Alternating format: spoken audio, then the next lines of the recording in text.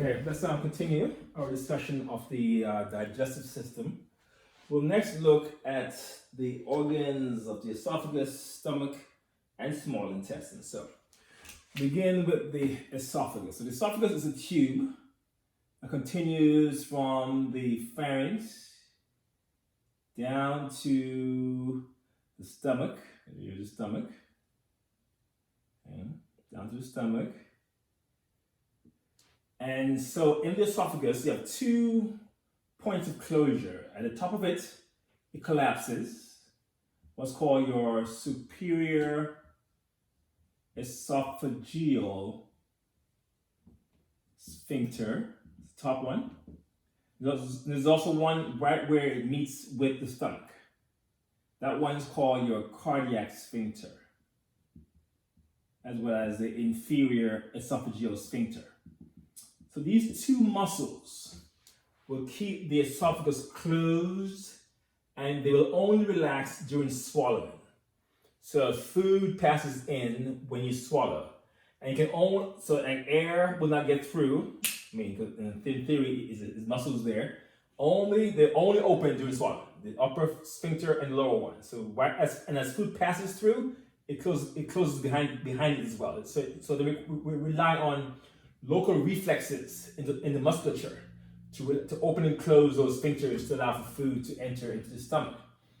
Now the stomach itself has some regions to it. So let's discuss the regions of the stomach.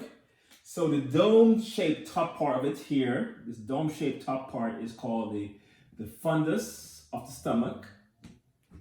The big part here is called the body of the stomach. Okay, and the end part of it over here, this part is called your pylorus region.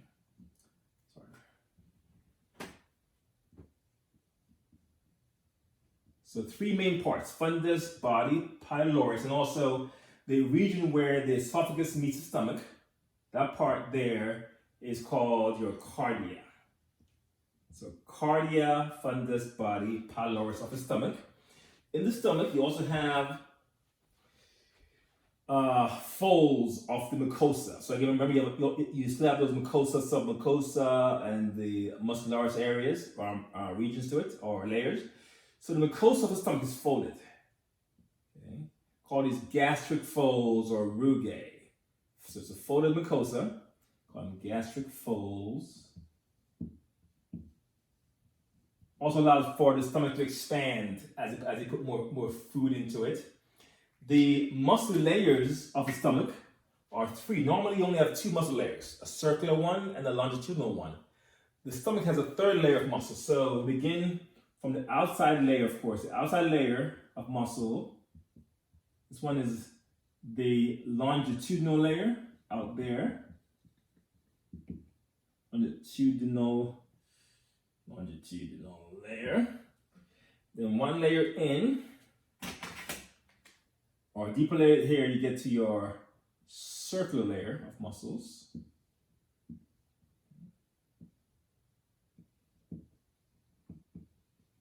And then the deepest layer of muscle is an oblique layer of muscles. So you have 3 muscle layers to the stomach. Longitudinal is the most external one, circular is the middle, and the deepest one is your oblique muscle layer.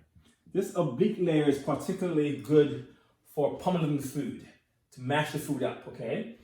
So the stomach basically does a job for you of storage.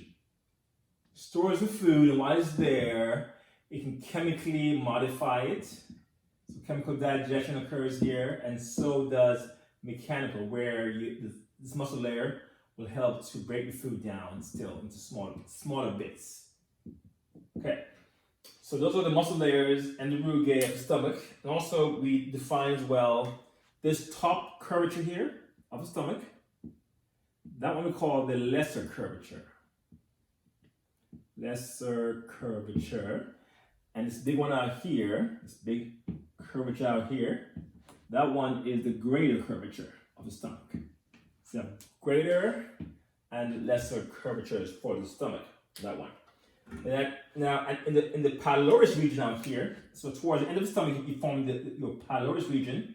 And here is also another muscle that tightens and closes the stomach. Okay, so this muscle here, it's a circular muscle, is called your pyloric sphincter. So his job is to keep the stomach closed and open it only when in a controlled way. So this will be the duodenum of your small intestine where it meets the stomach, like here. So here's the duodenum. And so when food is pummeled by the stomach, it will shoot through in squirts through your pyloric sphincter, okay, to enter into your duodenum, okay? And once food leaves the stomach, we now call it something else. It's called chyme. So here you have chyme